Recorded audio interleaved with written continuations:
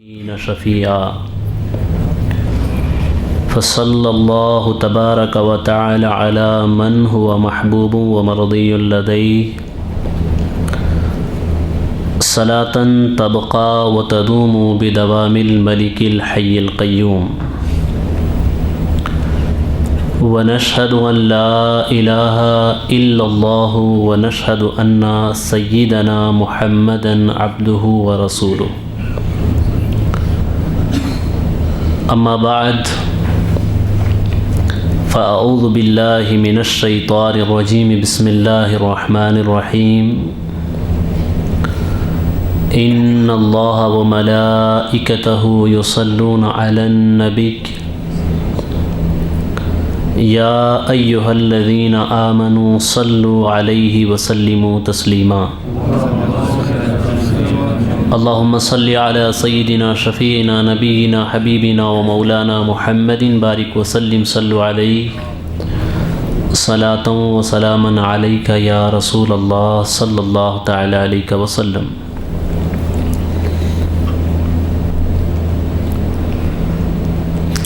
میرے پیارے آقا صلی اللہ تعالی علیہ وسلم کے پیارے دیوانوں، گزشتہ دن درس میں آپ نے حضرت علی کرم اللہ وجہہ الکریم رضی اللہ تعالی عنہ کے حوالے سے کچھ باتیں سماعت کی، اور ساتھ ہی ساتھ فتح مکہ سے متعلق بھی کچھ باتیں سماعت کی کہ فتح مکہ کیوں واقع ہوئی، اور واقع ہونے کا جو اصل سبب تھا صلح حدیبیہ، اس کے حوالے سے بھی آپ نے کل کچھ باتیں سماعت کی، جس میں ہم نے صلح حدیبیہ کا اس حد تک ذکر کیا تھا کہ اللہ کے رسول صلی اللہ تعالیٰ علیہ وسلم مدینہ شریف سے نکل کر کے حدیبیہ کے مقام پہ سرکار نے قیام کیا، اور پھر جو ہے حضرت عثمان غنی رضی اللہ تعالیٰ عنہ کو مکہ شریف روانہ کیا، اور وہاں حضرت عثمان غنی رضی اللہ تعالیٰ عنہ کفار سے بات کرنے کے لیے گئے. پھر اللہ کے رسول صلی اللہ تعالیٰ علیہ وسلم نے ایک درخت کے نیچے سرکار صلی اللہ تعالیٰ وسلم نے صحابہ اکرام سے بیعت لی، اور صحابہ نے سرکار صلی اللہ علیہ وسلم کے ہاتھ پہ بیعت کی تھی. اس تک کے واقعات ہم نے یہاں تک کے سماعت کیے تھے. آج انشاءاللہ العظیم ہم اس سے آگے کی بات آپ کے سامنے رکھیں گے. اللہ تعالیٰ کی بارگاہ میں دعا ہے کہ پروردگار عالم ہمیں حق کہنے اور ہم سب کو حق سن کر اس پر عمل کرنے کی توفیق عطا فرمائے. میرے پیارے آقا صلاۃ التسلیم کے پیارے دیوانوں،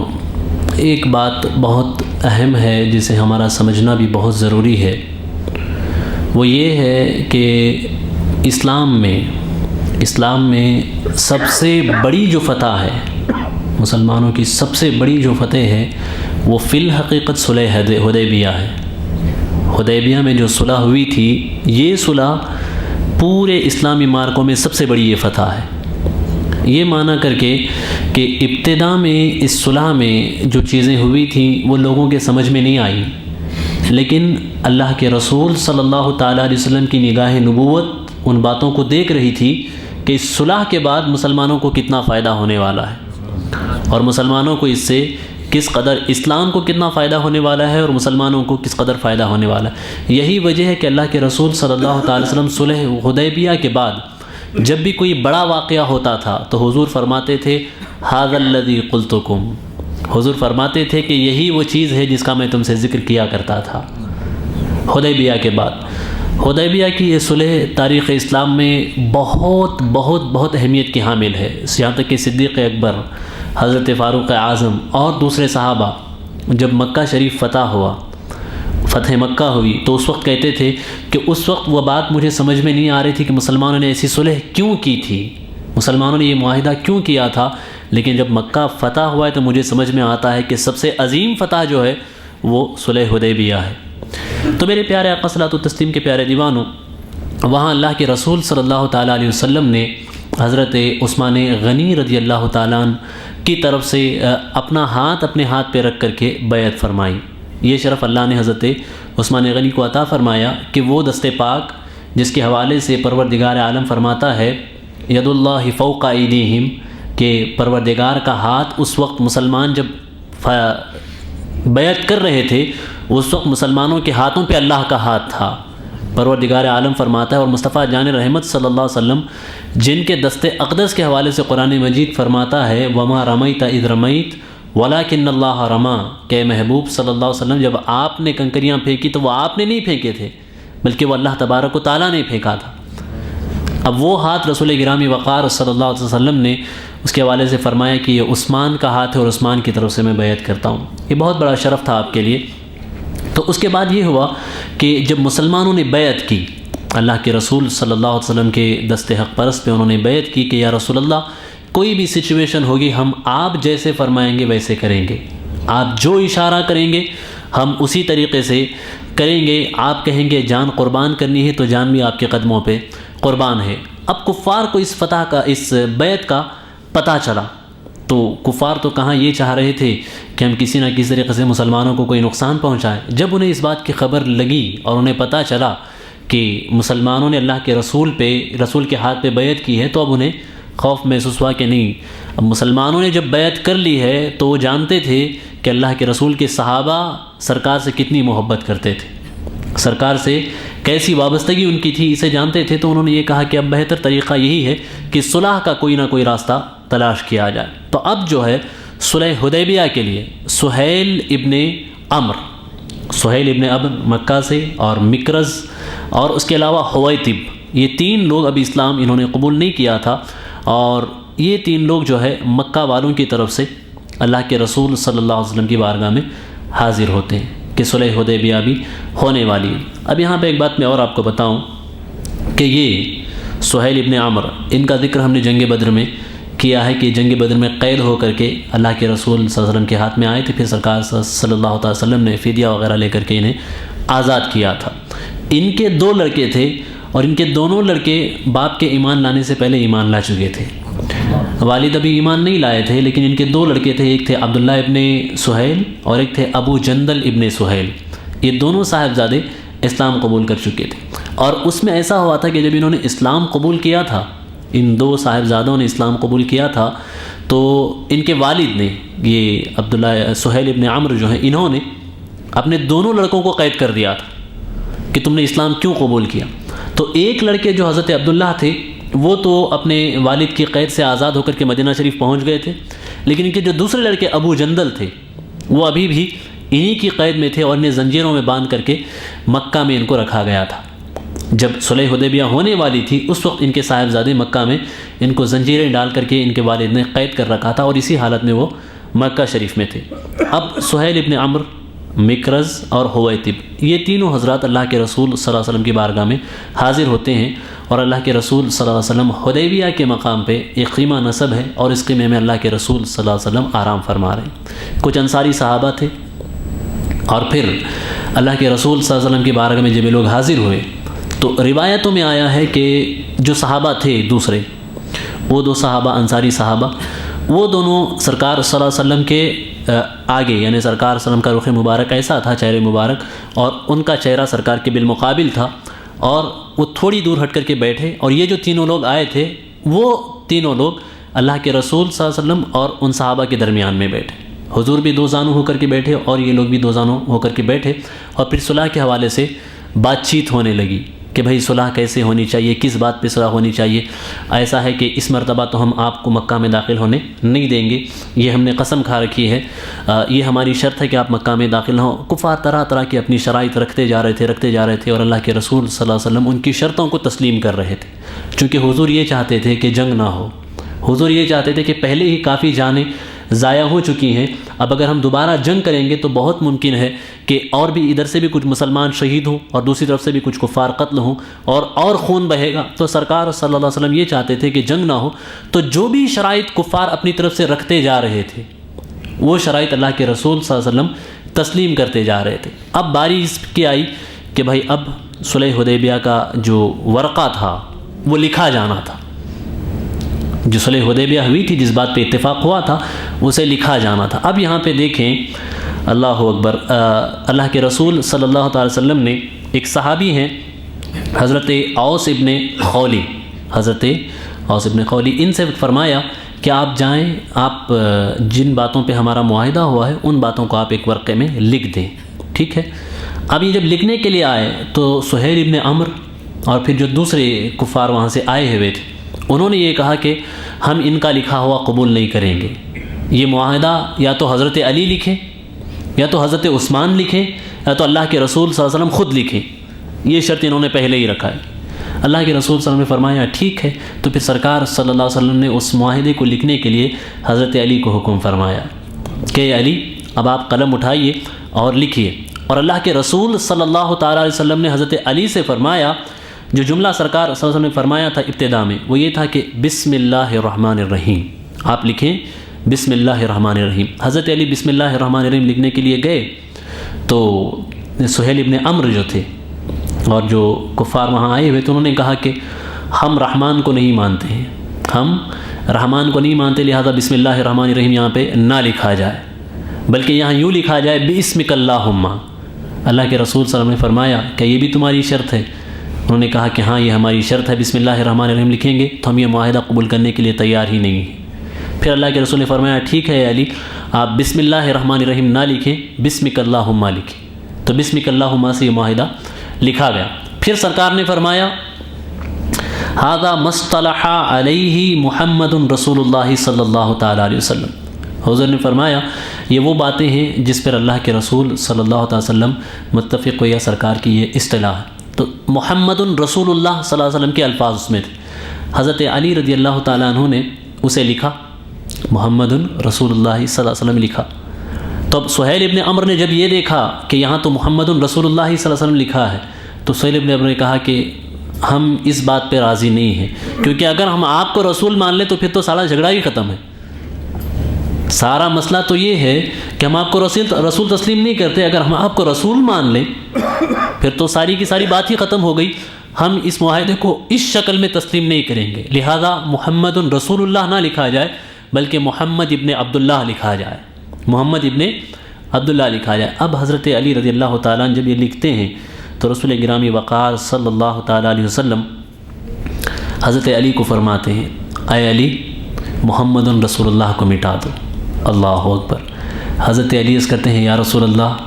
میرے بس کی بات نہیں ہے کہ محمد رسول اللہ جو میں نے لکھا ہے اس کلمے کو مٹا دوں۔ حضرت علی فرماتے ہیں سرکار مجھ میں یہ ہمت نہیں ہے کہ اس پوری کائنات کی سب سے بڑی صداقت، سب سے بڑی سچائی وہ یہ ہے کہ آپ اللہ کے رسول ہیں، اسے میں مٹا دوں؟ حضور یہ میرے بس میں نہیں ہے، تیار نہیں ہوئے۔ حضرت علی رضی اللہ عنہ کہتے ہیں حضور مجھ میں ہمت نہیں ہے، میرا ادب،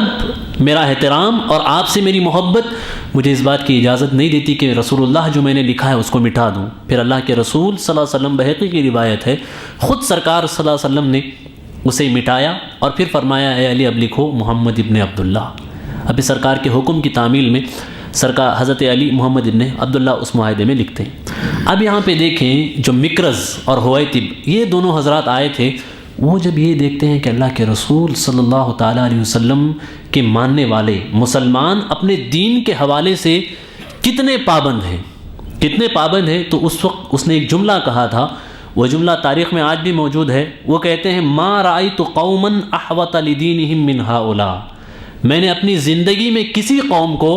اپنے دین میں مسلمانوں سے زیادہ احتیاط کرتے ہوئے کبھی نہیں دیکھا۔ تو میرے پیارے آقا صلاۃ التسلیم کے پیارے دیوانوں، صحابہ کا یہ احتیاط برقرار تھا اپنے دین میں۔ جب تک مسلمانوں نے اس احتیاط کا دامن اپنے دین میں تھامے رکھا اس وقت تک مسلمان کامیاب رہے،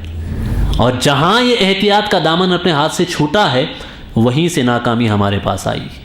وہیں سے مصیبتیں ہمارے سر پہ آئی ہیں۔ اللہ تعالیٰ دوبارہ ہمیں اس احتیاط کو اپنانے کی توفیق عطا فرمائے جسے صحابہ نے اپنایا تھا۔ اللہ تعالیٰ ہمیں دوبارہ وہ توفیق عطا فرمائے کہ ہم دین پہ ہمارا یقین اور ایمان اور اس پہ ہمارا عمل ویسا ہو جیسے صحابہ اکرام کیا کرتے تھے۔ اگر ہم نے یہ عمل اپنا لیا تو یقین مانے پوری کائنات کی کامیابیاں ہمارے قدموں میں آ جائیں گی۔ اللہ مسلمانوں کو یہ توفیق عطا فرمائے۔ اب اس کے بعد اس کے جو اہم نکات تھے وہ میں آپ کو بتاؤں کہ کیا تھے۔ اس میں جو سب سے پہلا پوائنٹ تھا وہ یہ لکھا گیا کہ 10 سال تک مسلمان اور کافر آپس میں کوئی جنگ نہیں کریں گے، امن و امان میں رہیں گے، اور کوئی ایک دوسرے کی رازداری کو کسی کے سامنے ظاہر نہیں کرے گا، اور مسلمانوں کے درمیان ان کے درمیان کوئی جنگ نہیں ہوگی، یہ شرط رکھی۔ اللہ کے رسول نے فرمایا ٹھیک ہے، اس شرط کو لکھا گیا۔ پھر یہ فرمایا گیا کہ جتنے بھی قبیلے ہیں وہ قبیلے آزاد ہوں گے، کہ جو قبیلہ اللہ کے رسول صلی اللہ علیہ وسلم سے ملنا چاہتا ہے، مسلمانوں سے اتحاد کرنا چاہتا ہے، وہ ان سے اتحاد کر لے، اور جو قبیلہ قریش سے اتحاد کرنا چاہتا ہے یا کافروں سے اتحاد کرنا چاہتا ہے وہ اس میں بھی آزاد ہے، وہ انہی سے اتحاد کر لے۔ ایک دوسری شرط اس میں لگی گئی۔ اب میں آپ کو سمجھاتا ہوں کہ اس میں فوائد کیا تھے، اور آگے انہوں نے لکھا،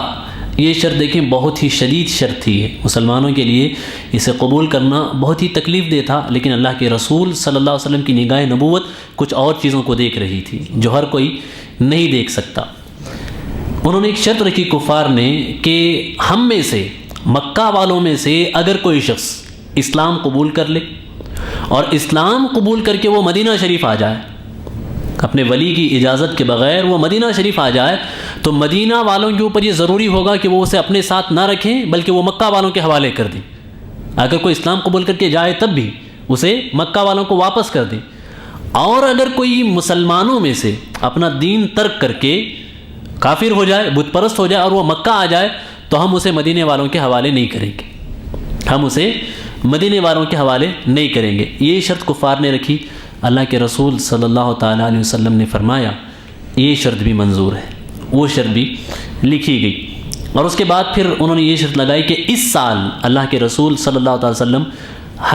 عمرہ نہیں کریں گے، بلکہ سرکار صلی اللہ علیہ وسلم مکہ میں داخل ہوئے بغیر یہیں سے واپس چلے جائیں گے، سارے صحابہ کو لے کر کے اللہ کے رسول صلی اللہ علیہ وسلم یہیں سے واپس چلے جائیں گے، اور پھر اگلے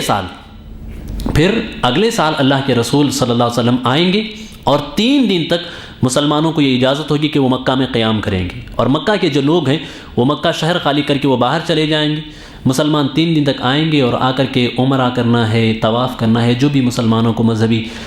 رسومات ادا کرنی ہے وہ ادا کریں گے، اور اس کے بعد مسلمان واپس چلے جائیں گے۔ پھر شرط یہ رکھی کہ جب مسلمان عمرہ کرنے کے لیے آئیں گے تو وہ اپنے ساتھ ہتھیار نہیں لائیں گے، اپنے ساتھ کوئی خصوصی ہتھیار نہیں لائیں گے، عام طور پہ مسافروں کے ساتھ جو تھوڑے بہت ہتھیار ہوتے ہیں وہ ہتھیار رکھنے کی مسلمانوں کو اجازت ہوگی۔ ان چیزوں پہ یہ معاہدہ طے پایا۔ اب میرے پیارے آقا صلاۃ التسلیم کے پیارے دیوانوں، مسلمانوں کی طرف سے حضرت ابوبکر صدیق اور حضرت عمر ابن خطاب اور حضرت عبد الرحمن ابن عوف، ان حضرات نے اور کچھ دوسرے صحابہ نے اس معاہدے پہ دستخط کیے، سگنیچر کیے اپنے، اور کفار کی جانب سے جو لوگ 3 آئے ہوئے تھے ان 3 لوگوں نے اس پہ اپنے دستخط کیے۔ اس کی جو اصل کاپی تھی رسول گرامی وقار صلی اللہ علیہ وسلم نے اسے اپنے پاس رکھا، اور اس کے بعد ایک دوسری کاپی بنا کر کے کفار کو دی گئی کہ یہ آپ لوگ اپنے پاس محفوظ رکھیں۔ اب یہاں پہ دیکھیں کہ یہ جب شرائط مسلمانوں کو پتہ چلی کہ اگر کوئی مسلمان بھائی مکہ سے مدینہ آ جائے اور کفار اسے مکہ میں ستا رہے ہوں، ہمارے پاس پناہ لینے کے لیے آئے، تو یہ شرط کفار نے ہم پہ رکھی ہے کہ ہم اسے واپس کر دیں۔ تو مسلمانوں کو جب یہ شرط پتہ چلی تو انہیں کافی تکلیف ہوئی، صحابہ اکرام کو کافی تکلیف ہوئی، یہاں تک کہ حضرت عمر بن خطاب رضی اللہ تعالیٰ عنہ، انہوں نے حضرت صدیق اکبر رضی اللہ تعالیٰ عنہ سے سوال کیا کہ ابو بکر صدیق بتائیں کیا ہم حق پہ نہیں ہیں؟ صدیق اکبر نے کہا ہاں حق پہ ہیں۔ انہوں نے سوال کیا کہ اللہ کے رسول حق نہیں ہیں؟ صدیق اکبر نے جواب دیا ہاں اللہ کے رسول حق ہیں۔ پھر کہتے ہیں حضرت عمر جب ہم حق پہ ہیں تو پھر ہم ایسی شرائط کیوں قبول کریں جس میں مسلمانوں کو دبایا گیا اور ہر طریقے سے مسلمانوں کے ساتھ زیادتی کی گئی؟ اور پھر صدیق حضرت عمر کہتے ہیں کہ اللہ کے رسول صلی اللہ علیہ وسلم نے ہمیں یہ فرمایا تھا کہ ہم عمرہ کریں گے، ہم مکہ شریف میں داخل ہوں گے، لیکن یہاں تو شرط لگائی گئی ہے کہ ہم یہاں سے واپس چلے جائیں،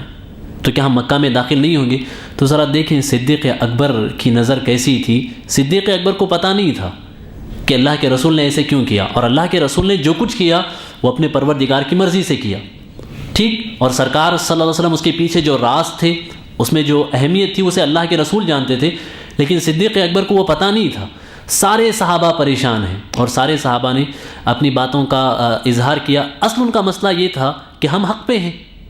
ہم حق پہ ہیں اور ساری چیزیں صحیح ہیں، اس کے باوجود کفار ایسی شرائط ہمارے اوپر رکھ رہے ہیں، اسے قبول کرنا ظاہری طور پہ ایسا لگتا ہے کہ ہم کفار سے مغلوب ہو رہے ہیں۔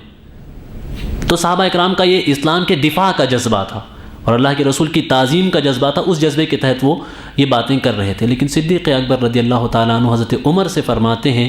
اے عمر، یہ اللہ کے رسول ہیں صلی اللہ تعالیٰ علیہ وسلم، یہ اللہ کے رسول ہیں، یہ جو بھی کرتے ہیں وہ اپنے پروردگار کے حکم سے کرتے ہیں۔ ہمارا کام یہ ہے کہ ہمیں سمجھ میں آئے یا نہ آئے جو حضور نے کہہ دیا اس کو تسلیم کر لینا ہے.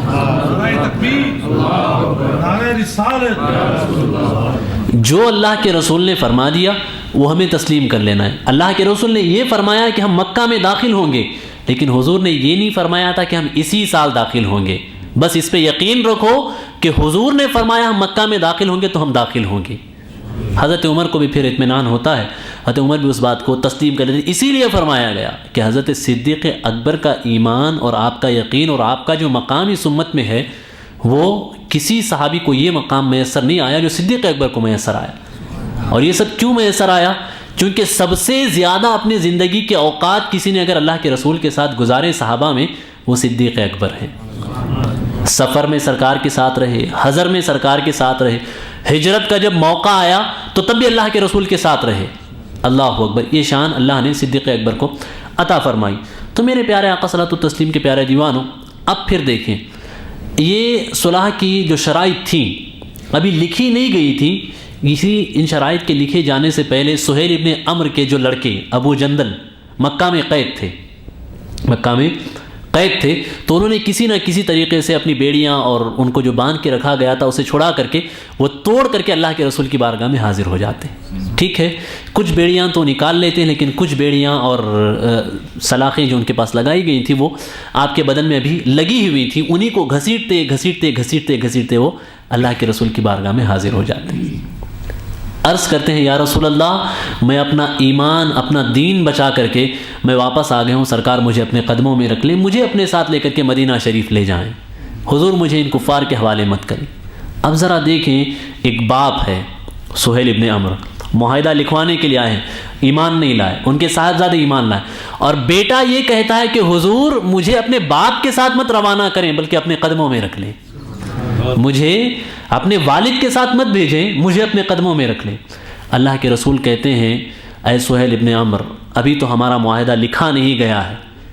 ہم یہ چاہتے ہیں کہ ابو جندل ہمارے ساتھ آ جائے. لیکن سہیل ابن عمرو کہتے ہیں کہ مجھے یہ بات منظور نہیں ہے کہ میں اپنے بیٹے کو آپ کے ساتھ بھیج دوں. اگر آپ نے ابو جندل کو اپنے ساتھ رکھا تو میں یہ معاہدہ ابھی منسوخ کر دوں گا. ابو جندل گریا کر رہے ہیں، رو رہے ہیں اللہ کے رسول کی بارگاہ میں. اللہ کے رسول فرماتے ہیں اے ابو جندل صبر کرو، اے ابو جندل صبر کرو، اللہ تعالیٰ تمہارے لیے بہتر انتظام فرمائے گا، پروردگار تمہارے لیے بہتر انتظام فرمائے گا. آج اگر میں نے تمہیں قبول کر لیا تو بہت ممکن ہے یہ لوگ یہ کہیں کہ مسلمان کوئی معاہدہ کرتے ہیں، زبان دیتے ہیں اور اسے توڑ دیتے ہیں، اور ہم جب زبان دیتے ہیں تو ہم زبان نہیں توڑتے، ہم کسی کو دھوکہ نہیں دیتے. ہم نے اب یہ معاہدہ کیا ہے، اس پہ باتیں ہوئی ہیں تو ہم اسے قائم رکھیں گے، اب آپ صبر کریں. مسلمانوں کو یہ ساری چیزیں دیکھ کر کے کافی تکلیف ہوتی ہے، لیکن اب اللہ کے رسول نے فرمایا تھا نا، سرکار نے فرمایا تھا، تو پھر اللہ کے رسول صلی اللہ علیہ وسلم تقریباً 20 دن تک اللہ کے رسول صلی اللہ علیہ وسلم نے اس جگہ پہ قیام کیا، حدیبیہ کے مقام پہ.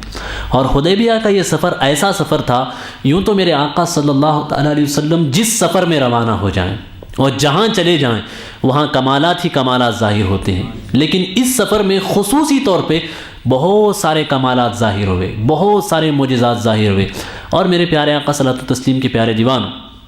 سرکار صلی اللہ علیہ وسلم حدیبیہ کے مقام پہ ٹھہرے ہوئے تھے.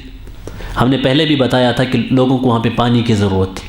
سرکار صلی اللہ تعالی وسلم تھوڑا آگے آ کر کے حدیبیہ سے ایک مقام پر آپ وضو فرما رہے تھے، برتن میں تھوڑا سا پانی تھا، اور پورے لشکر میں کوئی پانی نہیں تھا. بیہقی اور بخاری شریف کی روایت. ایک جماعت سرکار کی بارگاہ میں حاضر ہوتی، عرض کرتی ہے یا رسول اللہ صلی اللہ تعالیٰ علیہ وسلم، ہمارے پاس جو کچھ پانی ہے وہ صرف اتنا ہی ہے جو آپ کے پاس ہے، اس کے علاوہ ہمارے پاس نہ پینے کے لیے پانی ہے، نہ وضو کے لیے پانی ہے، نہ پکانے کے لیے پانی ہے، کسی بھی چیز کے لیے ہمارے پاس پانی نہیں ہے. تو میرے پیارے آقا صلی اللہ علیہ وسلم کے پیارے دیوانوں، آپ نے ایک واقعہ سنا ہوگا سرکار صلی اللہ علیہ وسلم کا معجزہ کہ مصطفیٰ جان رحمت صلی اللہ علیہ وسلم کی انگلیوں سے فوارے جاری ہو گئے تھے. یہ واقعہ اسی وقت ہوا تھا، حدیبیہ ہی کے موقع پہ، جب لوگوں نے آ کر کے سرکار کی بارگاہ میں یہ عرض کیا تو سرکار جس برتن میں وضو فرما رہے تھے اس برتن میں حضور اپنا ہاتھ رکھتے ہیں. اب وہ دست پاک رکھنا تھا، دست مبارک رکھنا تھا، انگلیوں سے پانیوں کے فوارے جاری ہوتے ہیں، انگلیوں سے پانیوں کے فوارے جاری ہوتے ہیں، اور جتنے لوگوں کو پانی کی ضرورت تھی وہ سب کی ضرورت پوری ہوتی ہے. جب یہ واقعہ پورا ہوا اس واقعے کے پورے ہونے کے بعد حضرت جابر سے کسی نے سوال کیا کہ وہ واقعہ کیسے کیسے ہوا تھا، تو حضرت جابر فرماتے ہیں کہ اس وقت مصطفیٰ جان رحمت صلی اللہ تعالی وسلم کی رحمت کا دریا اتنے جوش میں تھا کہ ہم لوگ 1500 کے قریب تھے، ہم 1500 کی پوری حاجتیں پوری ہو گئی، ہماری ساری ضرورتیں پوری ہو گئی، اور حضرت جابر عرض کرتے ہیں کہ اگر ہم اس وقت 1 لاکھ بھی ہوتے تو بھی ہماری ضرورت پوری ہو جاتی۔ انگلیاں ہیں فیض پر اور ٹوٹے ہیں پیاسے جھوم کر، انگلیاں پنجے رحمت سے ہیں جاری، رحمت کی ہیں جاری واہ واہ، اعلیٰ حضرت فرماتے۔ تو میرے پیارے آقا صلی اللہ علیہ وسلم کے پیارے دنوں یہ واقعہ ہوا، اور اس کے بعد اللہ کے رسول صلی اللہ علیہ وسلم کچھ اور آگے بڑھتے ہیں، سفر کر کے آ رہے ہیں، اور ایک جگہ ہے مقام سحنان کی ایک جگہ ہے، اور اس جگہ جبرائیل امی حاضر ہوتے ہیں، اور حاضر ہو کر کے سورہ فتح جو ہے، سورہ فتح کی جو ابتدائی آیات ہیں، انا فتحنا لک فتحا مبینا، یہ آیات دے کر اللہ کے رسول کی بارگاہ میں حاضر ہوتے ہیں اور عرض کرتے ہیں یا رسول اللہ، پروردگار عالم نے یہ آیات آپ پر نازل فرمائی ہیں، انا فتحنا لک فتحا مبینا، اور اللہ تبارک و تعالیٰ کی جانب سے حضور کو یہ خوشخبری سناتے ہیں کہ یا رسول اللہ، صلح حدیبیہ جس کے ظاہر میں ایسا لگ رہا ہے کہ مسلمان دبے ہوئے ہیں اور مسلمانوں نے کفار کی شرائط کو قبول کیا ہے، لیکن پروردگار عالم فرماتا ہے کہ یہ صلح حدیبیہ فتح مبین ہے، یہ صلح حدیبیہ یہ کھلی ہوئی فتح ہے۔ تب سرکار صلی اللہ علیہ وسلم صحابہ اکرام کو بیان کرتے ہیں کہ پروردگار عالم کی طرف سے ہمیں اس بات کی خبر ملی ہے کہ حدیبیہ میں جو صلح ہوئی، یہ صلح بہت بڑی فتح ہے۔ اب میں آپ کو بتاتا ہوں کہ یہ فتح مبین کیوں ہے، صلح حدیبیہ جو ہوئی۔ اس سے پہلے کفار کبھی مسلمانوں کی حیثیت کو تسلیم نہیں کرتے تھے، بلکہ یہ کہتے تھے کہ یہ ہماری ہی قوم کے کچھ لوگ ہیں جو بہک گئے ہیں اور گمراہ ہو گئے ہیں۔ لیکن صلح حدیبیہ میں آفیشیلی، سمجھ رہے ہیں آپ، آفیشیلی انہوں نے اس بات کو تسلیم کیا کہ مسلمان ایک مستقل قوم ہے، اور پھر اسلامی حکومت کو ایک مستقل حکومت کی حیثیت سے انہوں نے تسلیم کیا۔ ٹھیک، اس کا ایک فائدہ۔ اس کا دوسرا فائدہ صلح حدیبیہ کا، اس کا دوسرا فائدہ یہ ہے کہ جب تک صلح حدیبیہ نہیں ہوئی تھی، اس وقت تک مسلمانوں کو ہمیشہ اس بات کا اندیشہ لگا رہتا تھا کہ کفار کسی بھی وقت ان پہ حملہ کر سکتے ہیں، لیکن یہاں پہ یہ ہوا کہ 10 سال تک مسلمانوں کے درمیان جنگ نہیں ہوگی۔ تو اب اللہ کے رسول صلی اللہ علیہ وسلم نے اس دوران جو احکامات نازل ہوئے، پروردگار عالم کی جانب سے شرعی جو احکام نازل ہوئے، ان تمام شرعی احکام کو اللہ کے رسول صلی اللہ علیہ وسلم نے پورے اسلامک اسٹیٹ میں پھیلایا، اور پھر اسلامک اسٹیٹ کا ایک لا ترتیب پایا۔ صلح حدیبیہ کے بعد اسلامی حکومت کا ایک قانون بنا صلح حدیبیہ کے بعد، ایک دوسرا فائدہ۔ اور ایک تیسرا فائدہ یہ کہ کفار یہ چاہتے تھے، اگر کوئی قبیلہ اللہ کے رسول سے ملنا چاہتا تو کفار انہیں روکا کرتے تھے، انہیں منع کرتے تھے، اسلام قبول کرنے والوں کو روکا کرتے تھے۔ لیکن صلح حدیبیہ میں یہ بات طے پائی کہ جو قبیلہ اللہ کے رسول سے ملنا چاہے اسے کوئی نہیں روکے گا۔ تو پھر یہ ہوا کہ قبائل کو جیسے ہی پتہ چلا کہ یہ صلح ہوئی ہے ان کے درمیان تو فوج در فوج لوگ اللہ کے رسول کی بارگاہ میں حاضر ہونا شروع ہوئے، فوج در فوج لوگ اللہ کے رسول کی بارگاہ میں حاضر ہوئے، قبیلے سرکار کی بارگاہ میں حاضر ہوتے، اور سرکار انہیں کلمہ پڑھا کر کے اسلام میں داخل فرماتے تھے۔ تو یہ نگاہ نبوت تھی جو دیکھ رہی تھی کہ یہاں چند شرائط ہمیں ایسی لگ رہی ہیں کہ اس سے مسلمان دبے ہوئے ہوں، لیکن حقیقت یہ ہے کہ جب یہ صلح ہو جائے گی تو لاکھوں لوگ اسلام کے دامن میں آئیں گے۔ اور پھر ہوا بھی ایسے، جن 19 سالوں میں دعوت کے نتیجے میں جتنے لوگ مسلمان ہوئے تھے، اس سے زیادہ صلح حدیبیہ کے بعد جو 2 سال مسلمانوں کے پاس تھے، ان 2 سالوں میں لوگ اسلام میں داخل ہوئے، اس سے زیادہ تعداد میں۔ یہ صلح حدیبیہ کی عظیم کامیابی تھی۔ تو میرے پیارے آقا صلی اللہ علیہ وسلم کے پیارے دیوانوں، حضور صلی اللہ علیہ وسلم تھوڑا اور آگے بڑھے تو صحابہ کے پاس کھانے پینے کے لیے کچھ نہیں تھا، کھانے کے لیے پینے کے لیے کوئی چیزیں صحابہ اکرام کے پاس نہیں تھیں۔ صحابہ اکرام نے اللہ کے رسول صلی اللہ علیہ وسلم کی بارگاہ میں آ کر کے یہ عرض کیا کہ یا رسول اللہ صلی اللہ علیہ وسلم، ہمارے پاس جو اونٹ ہیں، سواری کے اونٹ ہیں، ہم ان اونٹوں کو ذبح کر لیں اور پھر ان اونٹوں کا گوشت جو ہے ہم کھا لیں گے، اور پھر ان اونٹوں کی کھالوں سے جو ہے ہم اپنے لیے نالین چپل وغیرہ ہم بنا لیں گے۔ حضور صلی اللہ علیہ وسلم نے ارشاد فرمایا کہ ٹھیک ہے۔ مگر حضرت عمر رضی اللہ تعالیٰ وہ دوڑے ہوئے اللہ کے رسول کی بارگاہ میں حاضر ہوتے ہیں، عرض کرتے ہیں یا رسول اللہ اگر ہم لوگوں کو اونٹ ذبح کرنے کی اجازت دے دیں، لوگوں کو اونٹ ذبح کرنے کی اجازت دے دیں تو پھر ایسا ہوگا کہ سواری کے جو جانور ہیں وہ جانور کم ہو جائیں گے اور ہمیں لمبا سفر بھی کرنا ہے، بہت ممکن ہے کہ سفر میں کچھ ایسے حالات ہمیں پیش آ جائیں جہاں پہ ہمیں ان سواریوں کی ضرورت ہو۔ تو حضور میں اپنی طرف سے ایک مشورہ آپ کی بارگاہ میں یہ رکھتا ہوں کہ ہمارے پاس جو کچھ ہے، ہمارے پاس جو کچھ ہے اسے سب جمع کر دیا جائے، اسے سب جمع کر دیا جائے، پھر حضور اس میں برکت کی دعا فرمائیں، پھر حضور اس میں برکت کی دعا فرمائیں۔ اگر آپ نے برکت کی دعا فرما دی تو وہ ہم سب لوگوں کے لیے کافی ہوگا۔ حضرت عمر کا یہ کہنا تھا، سرکار اعلان فرماتے ہیں پھر ایک چادر بچھائی جاتی اور جس کے پاس جو کچھ تھا، کھجوریں تھیں اس نے کھجوریں لا کر کے رکھی، کسی کے پاس تھوڑا سا آٹا تھا انہوں نے وہ آٹا لا کر کے رکھا، اگر کسی کے پاس سوکھی روٹیاں تھیں تو وہ سوکھی روٹیاں لا کر کے رکھی۔ راوی بیان کرتے ہیں وہ ساری چیزیں جب جمع کی گئی تو ایک ایسا ڈھیر بنا جیسے کہ ایک چھوٹی سی بکری بیٹھی ہو، ایک چھوٹی سی بکری بیٹھتی ہے، اتنی ڈھیر میں وہ اناج کا سامان وہاں پہ جمع ہوا۔ اب پھر اللہ کے رسول صلی اللہ علیہ وسلم نے اپنے ہاتھ دعا کے لیے اٹھائے، حضور نے دعا فرمائی، اور جب سرکار صلی اللہ علیہ وسلم نے دعا فرمائی تو راوی بیان کرتے ہیں کہ ہم 1500 کے لگ بھگ لوگ تھے، ہم لوگوں نے سب لوگوں نے شکم سیر ہو کر کے کھایا، سب لوگوں نے پیٹ بھر کے کھایا، اور اس کے بعد کہتے ہیں کہ ہمارے پاس بھرنے کے لیے جو کچھ جگہ تھی ہم نے اس میں سفر کے لیے سامان جمع کر لیا کہ راستے میں ہمیں کھانا ہے۔ اور پھر کہتے ہیں کہ جب سب کچھ جمع کر لیا، سب کچھ شکم سیر ہو گئے، سب کے پیٹ بھر گئے، اس کے بعد پھر ہم دیکھتے ہیں کہ جتنا ڈھیر جیسے جمع ہوا تھا وہ ڈھیر ویسے ہی موجود ہے، اس میں کوئی کمی نہیں ہوئی۔ جب اللہ کے رسول صلی اللہ علیہ وسلم نے اپنے پروردگار کی جانب سے یہ دیکھا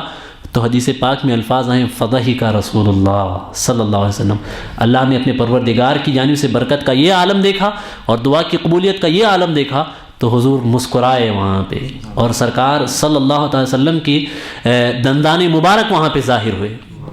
اور صحابہ نے اسے دیکھا۔ اب پھر حضور فرماتے ہیں قسم ہے اس ذات کی جس کے قبضہ قدرت میں میری جان ہے، اگر انسان نے لا الہ الا اللہ کہہ لیا اور محمد الرسول اللہ پڑھ لیا اور اس پہ قائم رہا تو دنیا کی کوئی طاقت اسے تکلیف نہیں دے سکتی، دنیا کی کوئی طاقت اسے مصیبت زدہ نہیں کر سکتی۔ تو میرے پیارے آقا صلی اللہ علیہ وسلم کے پیارے دیوانوں، یہ واقعہ بھی وہاں پہ ہوا اور اس کے بعد پھر مسلمان وہاں سے آگے آئے۔ ہاں اس سے پہلے کچھ باتیں اور مجھے آپ کو بتانی ہے۔ جب صلح حدیبیہ کے بعد رسول گرامی وقار صلی اللہ تعالیٰ علیہ وسلم معاہدہ لکھا گیا، لکھنے کے بعد جب وہاں سے نکلنے لگے تو چونکہ احرام باندھ کر کے گئے تھے تو سرکار نے فرمایا کہ ہم لوگ اپنا احرام کھول دیں، تو سرکار نے احرام کھولا اور اس کے بعد پھر جن جانوروں کو لے گئے تھے سرکار صلی اللہ علیہ وسلم کے اللہ کی بارگاہ میں سے قربان کریں گے تو ان جانوروں کو وہاں پہ قربان بھی کیا گیا، اور پھر سرکار صلی اللہ علیہ وسلم نے وہاں پہ حلق فرمایا، سرکار صلی اللہ علیہ وسلم نے حلق فرمایا۔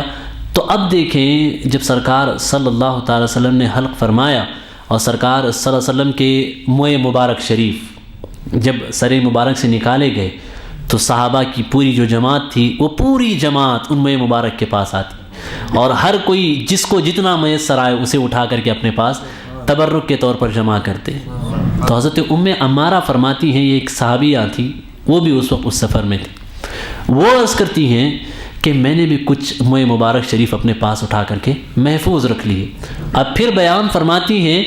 کہ ان موئے مبارک کو میں نے ہمیشہ اپنے پاس سنبھال کر کے رکھا،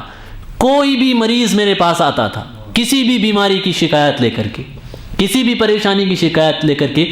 کیسا بھی مریض میرے پاس آتا تھا تو میں ان موئے مبارک کو غسل دیا کرتی تھی، انہیں دھویا کرتی تھی، پھر اس کا جو پانی ہوتا تھا وہ میں مریض کو پلا دیا کرتی تھی،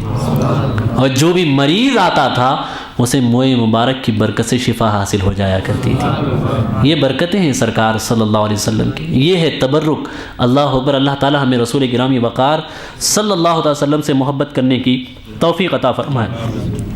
اب اس کے بعد حضور صلی اللہ علیہ وسلم اور آگے آتے ہیں، اور آگے آنے کے بعد سرکار صلی اللہ تعالیٰ علیہ وسلم، جیسے کہ میں نے آپ کو کہا، جب مکہ شریف فتح ہوا، مکہ شریف فتح ہوا، اس وقت اب جب لوگ قبیلے در قبیلہ قبیلہ در قبیلہ اسلام میں داخل ہونے لگے، جو بھی بڑے واقعات صلح حدیبیہ کے بعد ہوتے تھے تو اللہ کے رسول اس واقعے کی طرف اشارہ کرتے فرماتے صحابہ کرام کو ھذا الذی قلتکم، یہی وہ بات ہے جس کے حوالے سے میں نے تم سے کہا تھا کہ یہ ہمارے لیے بہتر ہوگا، یہ ہمارے لیے بہتر ہوگا۔ اب دیکھیں حضور نے وہاں ابو جندل کے لیے دعا فرمائی تھی اور فرمایا تھا کہ ابو جندل آپ صبر کریں، اللہ آپ کے حق میں بہتر کرے گا، تو ان کو وہاں سے پکڑ کر کے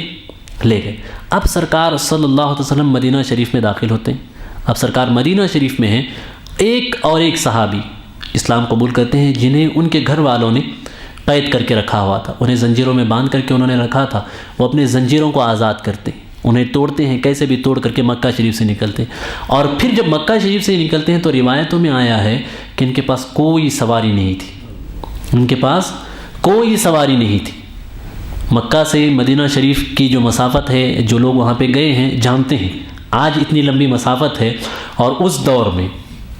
جب سفر کا ایسا انتظام نہیں تھا تو اس وقت انہوں نے وہ سفر کیسے طے کیا ہوگا۔ اب یہ ان کا نام جو صحابی وہاں پہ آئے ان کا نام تھا حضرت ابو بصیر، حضرت ابو بصیر۔ یہ وہاں سے آزاد ہو کر کے آتے ہیں اور پیدل چل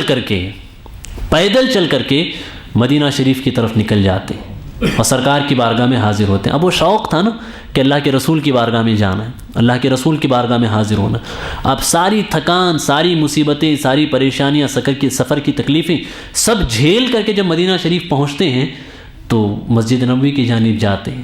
اور خود کہتے ہیں میں سفر کی اتنی ساری تکالیف سہ کر کے آیا تھا، اور جب میں مسجد نبوی کی جانب گیا اور سرکار کے رخ زیبا پہ میری نظر پڑی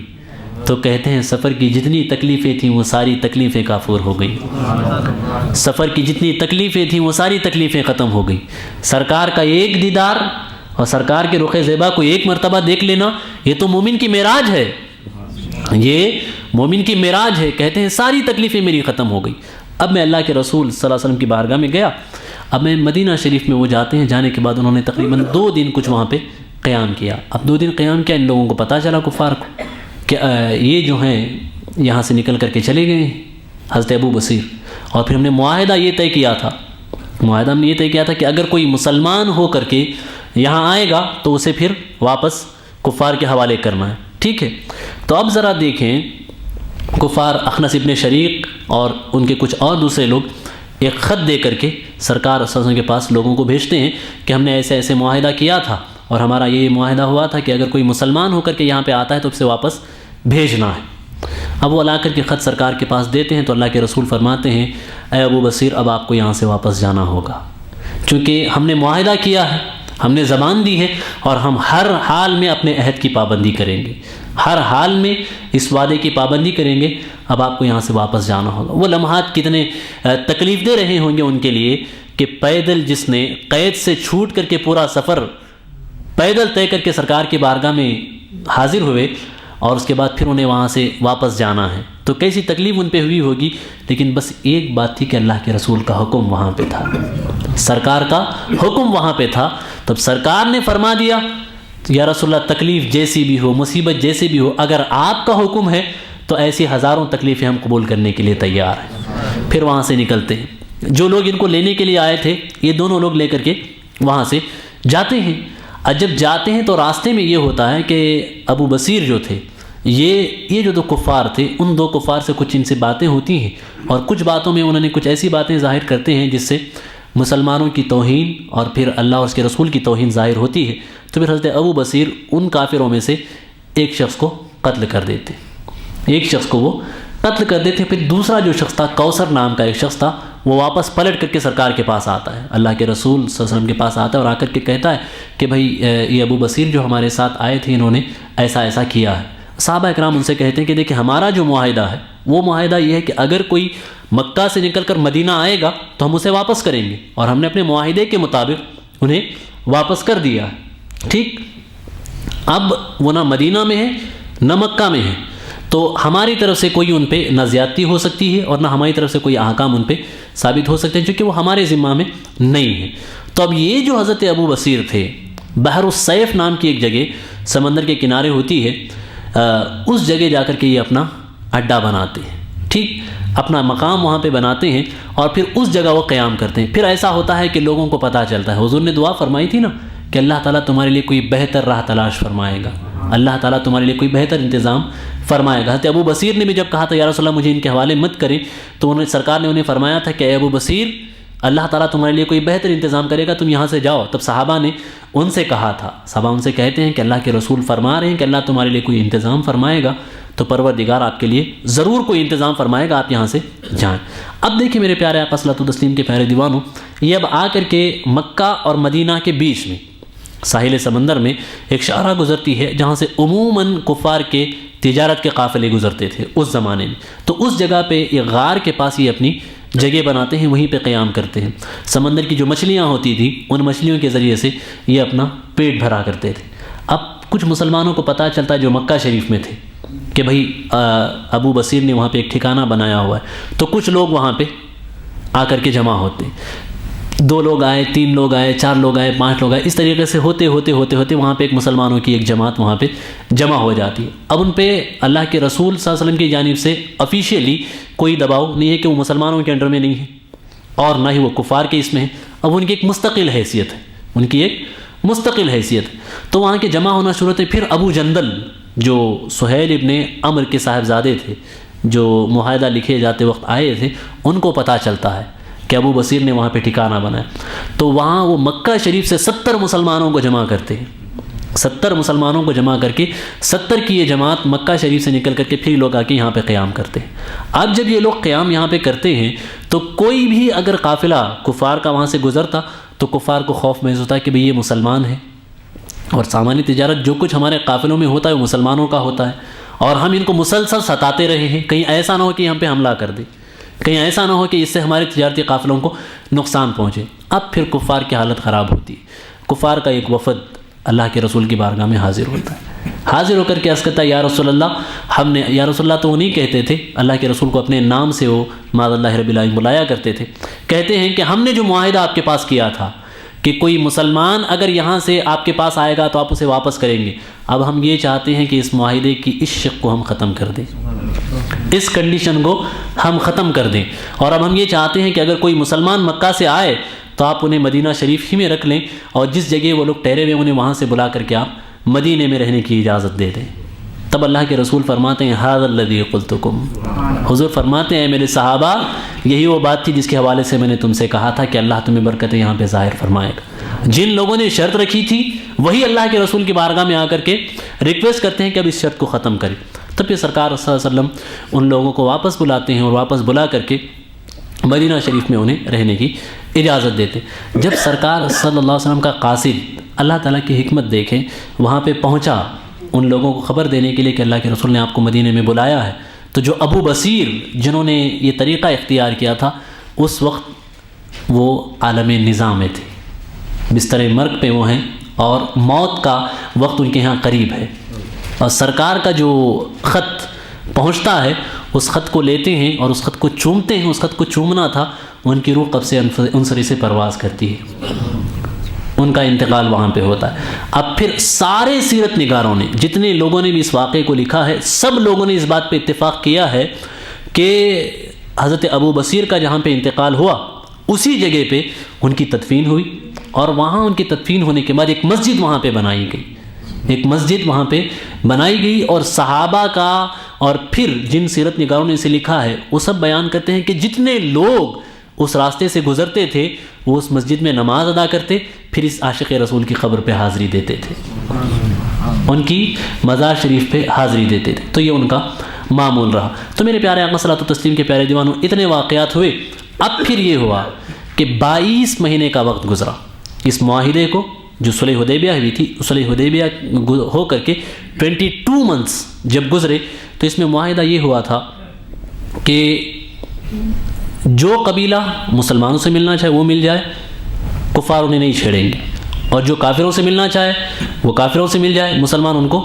کچھ نہیں کہیں گے۔ تو اب یہ ہوا کہ بنی خزاعہ نام کا ایک قبیلہ تھا، یہ قبیلہ جو تھا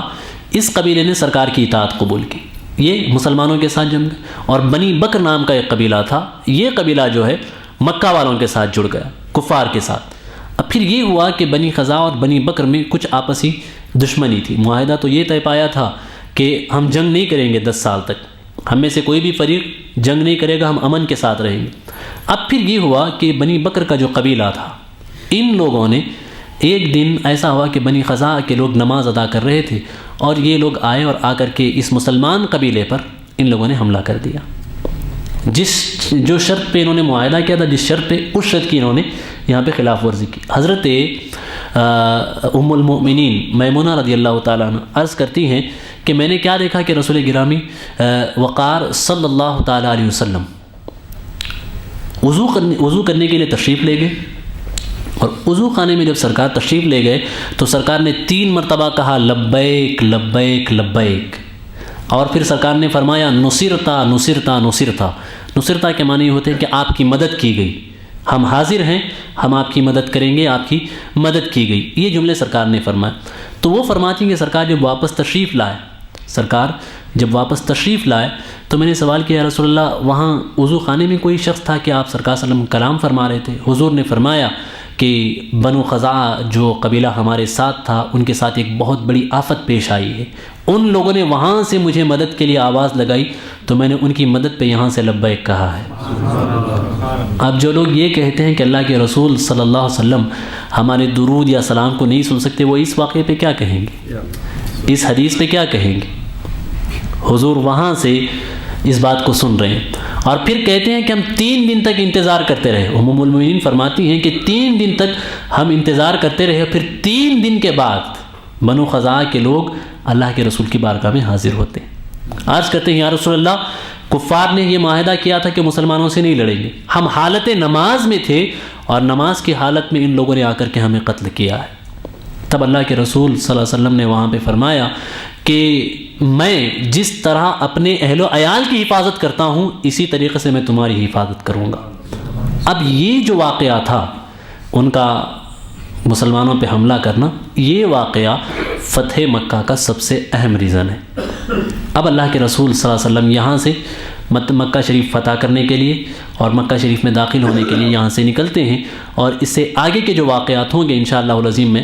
کل وہ آپ کے سامنے کل کے درس میں رکھوں گا۔ ہوا یہ کہ جب ان لوگوں کو پتہ چلا کہ بھائی ہم نے معاہدہ توڑ دیا ہے، قریش کو جب پتہ چلا تو انہیں سمجھ میں آ گئی بات۔ کچھ مورخین نے یہ لکھا ہے کہ ایسا ہوا اس لیے ہوا کہ جن 22 مہینوں میں کفار نے اللہ کے رسول صلی اللہ علیہ وسلم مسلمانوں سے جنگ نہیں کی، تو اللہ کے رسول صلی اللہ علیہ وسلم نے اس وقت مکہ کے قریش کے علاوہ جو دوسرے لوگ اسلام کے دشمن تھے، جیسے یہودی تھے، خیبر کا واقعہ صلح حدیبیہ کے بعد پیش آیا، تو جو دوسرے دشمنان اسلام تھے اللہ کے رسول نے ان کی طرف لشکر روانہ کیے، اور پھر ان لوگوں کو اللہ کے رسول صلی اللہ علیہ وسلم نے خاموش کرنے کی کوشش کی، اور یہ سارے واقعات اس درمیان میں ہوئے۔ تو جنگ موتا بھی اسی درمیان میں، غزوہ موتا جو ہے اسی درمیان میں، اور غزوہ موتا میں ایسا ہوا کہ کافی صحابہ اس میں شہید ہوئے، اور اسلام کے 3 جرنل اس جنگ میں شہید ہوئے۔ تو جب کفار کو یہ پتہ چلا کہ مسلمانوں کے بڑے 3 جرنل اور کمانڈر اس میں شہید ہوئے ہیں، تو ان لوگوں نے یہ سوچا کہ مسلمانوں کے پاس اتنی طاقت نہیں ہے، اتنا ان کے پاس دم نہیں ہے کہ یہ ہمارے کسی حملے کا جواب دے سکیں۔ تو انہوں نے مسلمانوں کو ختم کرنے کے لیے کفار قریش نے اسلحہ فراہم کیا، انہوں نے ہتھیار دیے، اور بنو بکر جو قبیلہ تھا انہیں اس بات پہ اکسایا کہ وہ جا کر کے بنو خزاعہ پہ حملہ کرے مسلمانوں کے۔ ان کے ذہن میں یہ بات تھی کہ مسلمان اب کمزور ہو گئے ہیں، یہ ہمارے ساتھ دوبارہ لڑنے کے قابل نہیں رہے، تو اب مسلمانوں کو ختم کرنے کا ٹائم۔ تب اللہ تبارک و تعالیٰ نے اللہ کے رسول صلی اللہ علیہ وسلم کو یہ تعلیمات دیں اور احکامات نازل ہوئے کہ اب آپ کو کیا کرنا ہے۔ تب سرکار صلی اللہ علیہ وسلم مکہ شریف سے نکلے، اور پھر مکہ شریف میں کیسے داخل ہوئے، اور یہ ساری تفاصیل انشاءاللہ العظیم۔ اور اس کے بعد جب حضور مکہ میں داخل ہوئے، اس شہر میں جہاں آپ کو 13 سال تک ستایا گیا، جہاں آپ کو 13 سال تک پتھر برسائے گئے، 13 سال تک گالیاں دی گئیں، 13 سال تک تانے دیے گئے، جہاں 13 سال تک مسلمانوں کو مارا گیا اور ان کی پراپرٹی چھینی گئی، ان کی ساری جائیداد پہ قبضہ کیا گیا، ان کے مال و متاع کو چھینا گیا، اس شہر میں جب اللہ کے رسول داخل ہوتے ہیں تو حضور کس رحمت کا اظہار فرماتے ہیں، یہ بھی انشاءاللہ کل ہم بیان کریں گے۔ آج اسی پہ اکتفا کرتے ہیں۔ اللہ تعالیٰ کی بارگاہ میں دعا ہے کہ پروردگار عالم جو باتیں ہم نے بیان کی، اس میں اگر کسی بھی قسم کی خطا، غلطی، لغزش، سہون، قصداً مانن ہو گئی ہو تو اللہ تعالیٰ اسے معاف فرمائے، اور پروردگار عالم ہمیں اللہ کے رسول صلی اللہ تعالی وسلم کی حیات طیبہ اور سیرت طیبہ کو جاننے کی توفیق عطا فرمائے، اور پروردگار عالم ہم سب کو اللہ کے رسول صلی اللہ تعالی وسلم کی سچی پکی محبت عطا فرمائے، اور پروردگار عالم مصطفیٰ جان رحمت صلی اللہ تعالی علیہ وسلم کے صدقے میں ہمیں ہر گناہ اور ہر برائی سے بچنے کی توفیق عطا فرمائے، اور ہم سب کو دین کا کام کرنے کی توفیق عطا فرمائے۔ کام وہ لے لیجئے تم کو جو راضی کرے،